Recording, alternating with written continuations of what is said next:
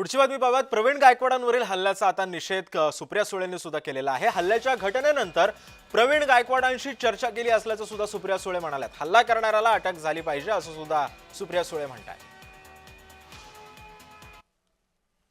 काल प्रवीण दादांशी बोललो की घटना आम्ही टीव्हीवरच पाहिली, धक्कादायक आणि महाराष्ट्राला लाजवणारी। कुठल्याही पक्षाने ती केली असेल तरी असं कुठलंही कृती ही चुकीचंच आहे, त्याचा मी जाहीर निषेध करते।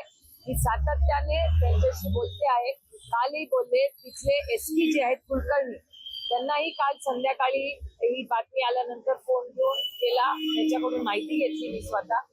आणि आपण आता अपेक्षा करूया की त्यांना न्याय मिळेल। अशा कुठल्याही कृतीचं मी जाहीर निषेध करते आणि असं करून ज्याची गुन्हेगारी पार्श्वभूमी आहे त्याच्यावर अजूनही ऍक्शन होत नाही, हे धक्कादायक आहे आणि सुसंस्कृत महाराष्ट्राला लाजवणार।